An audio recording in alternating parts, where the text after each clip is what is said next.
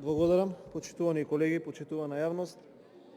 Ситуацијата е пресериозна за да изнесуваме несериозни тврдења од говорницата или да споредуваме со нешто што не се споредува, заради тоа што македонското секојдневие, особено ова актуелното во последно време, е навистина тешко и на народот не му е до, ви кажав, одредени стендап точки од собраниската говорница, туку народот го обременува секојдневното прашање како ќе го поминам овој ден. Да бидеме реални и да разговараме за она кое што е денеска пред нас, а тоа е антикризни мерки кои што се донесуваат не заради тоа што е убаво во државата, туку заради тоа што покрај 4 официјални кризни состојби, здравствената, мигрантската, енергетската и топлинската, сега набрзо ќе имаме и уште една, а тоа е, би кажал, нафтената кризна состојба. И затоа се носат овие мерки, 27 на број, од кои што половината се препишани, а поголем дел се промашени. Оние мерки кои што јас ќе ги поздравам и за кои што ќе го поддржам овој пакет на мерки се оние мерки кои што ги предложи ВМРО ДПМН, а кои што не ни можевте да ги препишете затоа што и тие кои што ги имате доставено во најголем дел ги имате промашено и токму ние се обидовме преку амандмани да ги исправиме. Она што мене особено ме револтира во денешната седница е што неколку пати некој кажа дека е итна и по скратена постапка, а токму тие закони на 28 февруари влегоа во собраниска процедура. Ние можевме на 1 или на 2 веќе месецот наредниот да имаме иста ваква седница и денеска 10 дена граѓаните ќе ги уживаа, можеби така кажано, бенефитите или ќе имаа малку повеќе пари во семејните буџети.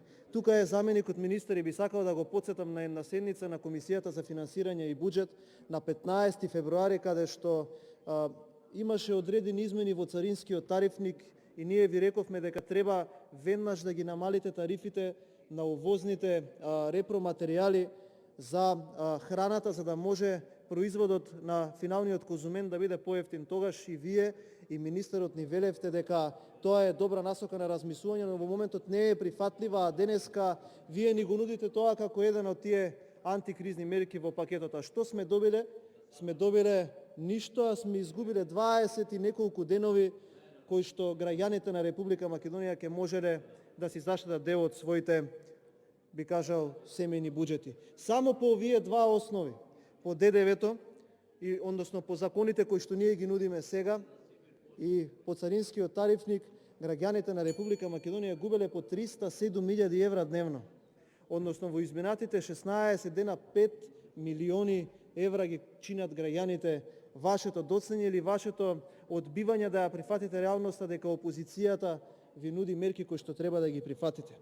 Но сите погрешни политики не ги плаќате вие, можеби и затоа вака се однесувате, туку ги плаќа сиромашниот македонски народ секојдневно кога ќе влезе во маркетите и ќе види дека ајде што нема артикли секојдневно се поскапуваат, а и последново со горивата веќе беше капак и на така засилената македонска сиромаштија. Она што е многу важно да се каже дека ние поднесовме 5 амандмани, од кои што имавме отприлика, така кажано, 4 суштини, во кои што се обидовме да ви предочиме дека морате да ја намалите царинската акциза за 50% за бензинот и за дизелот, а за плинот и метанот за 100%. Вашиот модел е неприменлив заради тоа што во овој момент по она кое што вие го нудите, граѓаните би заштедиле само 1 денар од акциза, а по моделите кои што ги нуди ВМРО ДПМН би заштедиле по 11 денари од литар бензин и 9 денари од литар дизел. Овие мерки за плинот и за метанот особено ги бара Слобода превоз, тоа е здружение на приватни превозници во Скопје, ги бараат транспортерите, ќе кажам здруженијето Макам Транс, како и такси возилата кои што веќе најавуваат дека ќе го поскапат превозот.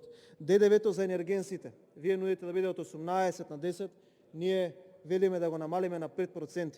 Зошто? Затоа што за бензин, за 1 литар бензин, граѓаните даваат 22 денари давачки од акциза за државата и 13,5% ДДВ од 1 литар бензин. За дизел 15,5 денари акциза и 15,5 денари ДДВ. И ние нудиме една друга формула, а формулата наша е да ги намалиме 50% акцизите и 5% на ДДВ-то. Таа формула ќе ги поевтини веднаш бензините за 20 денари по литар. И државата тоа може да го издржи. Исто така ние побаравме од вас топлинската енергија, ДДВ-то за топлинската енергија да го намалите од 5% на 0%, затоа што тоа го каже и Марко Бистимовски.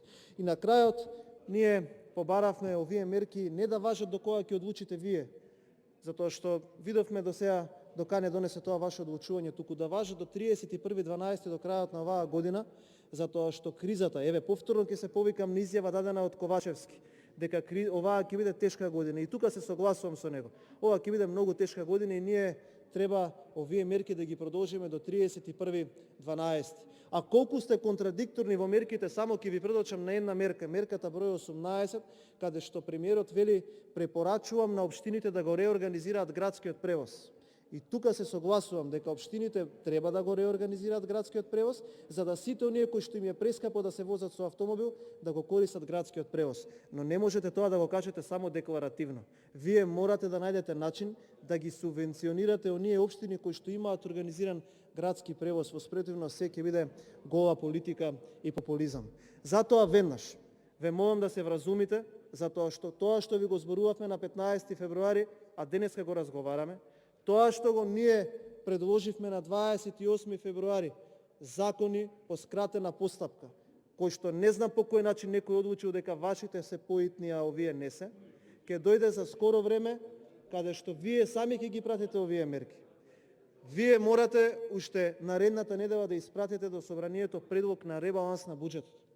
Затоа што ние мора да ви кажеме од кои ставки треба да извадите средства и во кои ставки да ги прераспределите. Да не се купуваат мебел, возила и слични работи кои што се непродуктивни трошења да им се помогне на македонските граѓани. Сакале вие да прифатите или не, првиот момент кога ќе влезете во одреден маркет или ќе отидете во одредена бензинска пумпа, реалноста ве демантира. И престанете повеќе да пробате да манипулирате со честниот македонски народ. Дајте, донесете го буџетот во собрание да разговараме, да направиме ребаланс во кој што ќе скратиме од кај што не треба, а ќе им дадеме на граѓаните кои што навистина им треба. Ви благодарам.